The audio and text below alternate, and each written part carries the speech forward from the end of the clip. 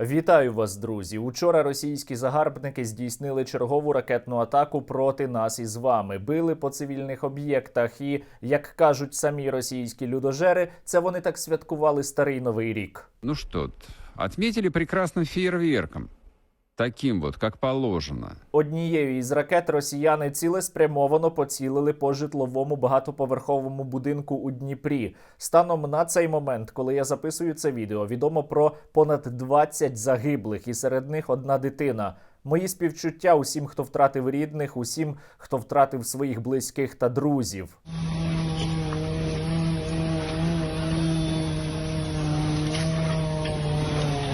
Російські нацисти вчергове показали усьому світові своє справжнє обличчя і довели, що із ними не може бути жодних переговорів. Їх треба тільки знищувати. Цель удара достигнута. Все назначенные объекты поражены.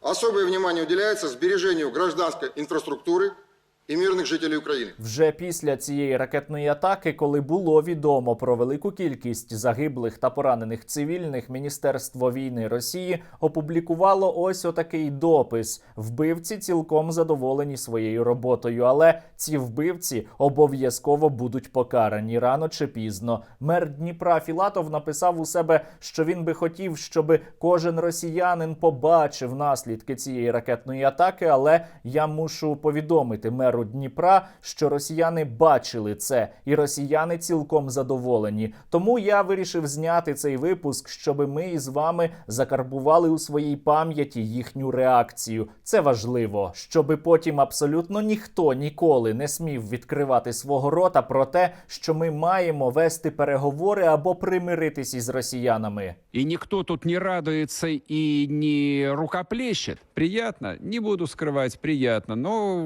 гораздо приятнее было бы увидеть разнесенный в хлам какой-нибудь Днепровский мост. На цьому моменті нагадую вам, друзі, про підписку на мій канал. А ще, хоча це і прозвучить дещо недоречно, лайкніть це відео та залиште під ним будь-який коментар. Справа у тому, що будь-яка ваша активність із відео додає йому переглядів. А тут під цим відео будуть також і англомовні субтитри. Я вважаю, що громадяни країн наших союзниць мають також це відео обов'язково побачити. Побачити звірячу пику Російської Федерації. І ще перед цією атакою росіяни одразу анонсували, що вони будуть бити не тільки по об'єктах інфраструктури. Потім, коли вони вже поцілили по житловому будинку у Дніпрі, вони писали, що вони влучили у склад із пальним. А коли зрозуміли, куди саме прилетіла їхня ракета, почали просто брехати. В городе Днепропетровске взорвался газ. Просто в многоэтажном доме. Погибли люди. Росіяни та їхні пособники так роблять завжди. Нагадаю, іще напередодні повномасштабного вторгнення, коли росіяни обстріляли дитячий садочок на Луганщині, Шарій намагався сказати, що це усе неправда та фейк.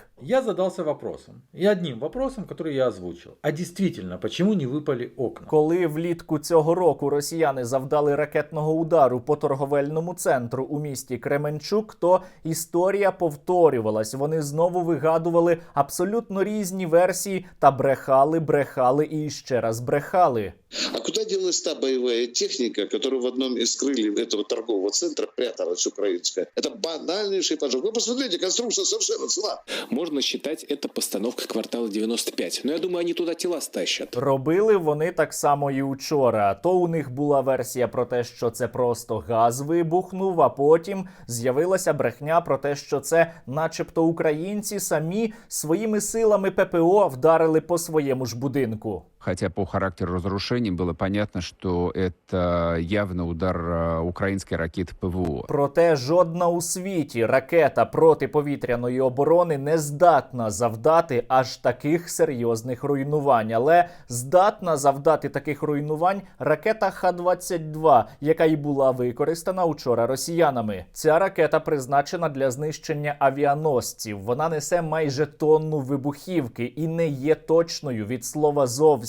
Її радіус відхилення від цілі складає від 600 метрів і вище. Тобто це був удар, аби вдарити просто по місту. Абсолютно ні про яку точність тут не йдеться. Та і про точність російських ракет ми із вами багато знаємо. На прикладі того, як ці ракети падають на самій Росії. Точно ракета. Ого.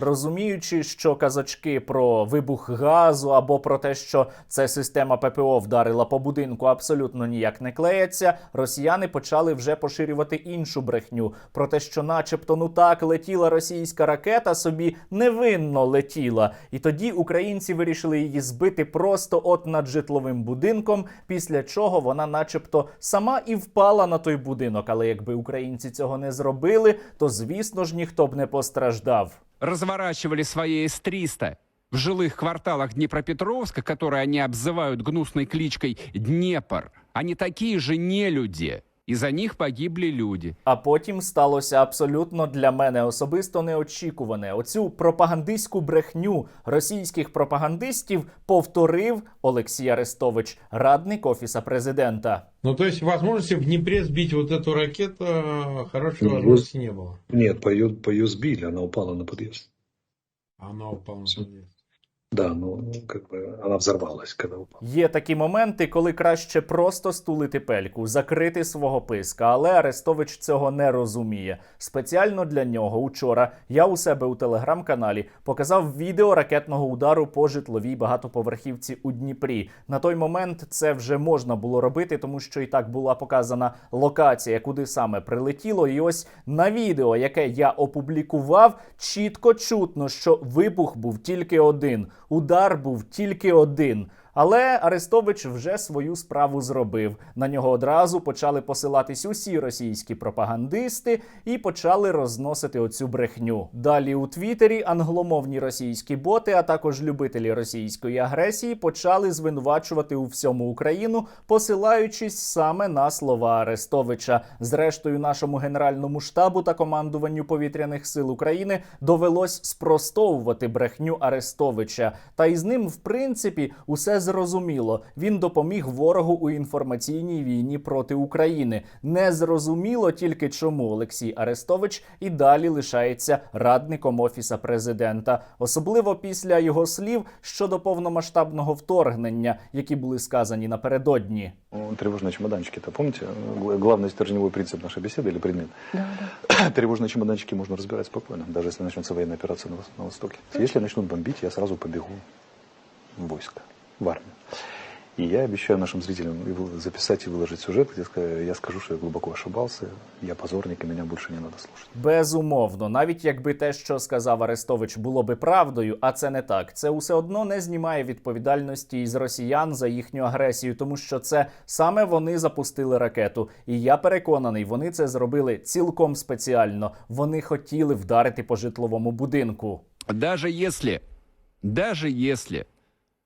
в этот дом попала наша ракета, вот лично для меня это не меняет вообще ничего. Вони хочуть нас вбивати. Усіх, абсолютно. Проросійських чи тих, хто Росію ненавидить. Вони хочуть вбивати прихильників будь-якого політика. Вони хочуть вбивати кожного українця. Тільки за те, що ми українці. І це, друзі, треба пам'ятати. Но посмотрите на фотографии Мариуполя. Вот что будет с Харьковом. Да, будет.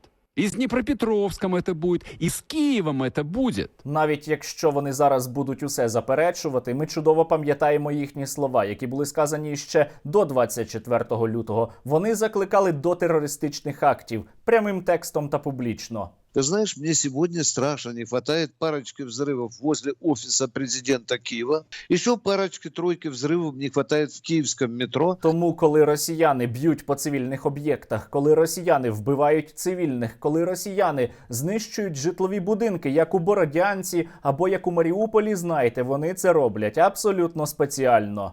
Вынуждены были превращать эти города в руины. Да? Действительно так, потому что в тот же Мариуполь приходишь, и ты понимаешь, что ты сейчас должен из танка разматывать, условно говоря, да, там, дом, где твоя учительница живет, потому что неонацисты превратили его там в огневую точку. Та за усе рано чи пізно доведеться відповідати. І вони не розуміють, за що ж це зараз прилітає по Білгороду. Мы вынуждены мучиться, страдать. За что? Скажите нам, пожалуйста. Є ще така штука, як карма. Пам'ятаєте, російський винищувач разом із ракетами і з боєкомплектом впав поблизу житлового будинка у Єйську. І росіяни теж не розуміли, за що їм це. Почему что-то происходит. И что там такое? Может быть такое? Це їм за усі їхні злочини, за те, що вони розв'язали війну, за те, що вони вбивають дітей. За Бородянку, за Бучу, за Маріуполь і за усі українські міста, які постраждали від російської агресії. І наша відповідь буде обов'язково на вчорашню атаку. Ми зараз із нетерпінням чекаємо, коли виготовлять наші дрони великої дальності. І по російських військових об'єктах знову буде прилітати. Была незначительно повреждена обшивка корпусов 2 самолетов. 3 российских военнослужащих технического состава, находившихся на аэродроме, получили смертельные ранения. Найкраща наша помста, друзі, це допомога Збройним силам України, бо саме Збройні сили України дають відповідь російським загарбникам. Саме Збройні сили України знищують російських окупантів як на нашій землі, так і не тільки. І наша допомога має збільшуватись та тільки зростати. Вона може полягати як у донатах Збройним силам України, так і у нашій інформаційній роботі, у тому ж таки Твіттері англійською мовою треба писати про російські воєнні злочини та вимагати надати Україні іще більше озброєння. Попереду важкі часи, друзі, не буде легко. Я про це постійно кажу. Бережіть себе, не ігноруйте сигнали повітряної тривоги та допомагайте Збройним силам України. Заради нашої перемоги, заради нас із вами та заради України.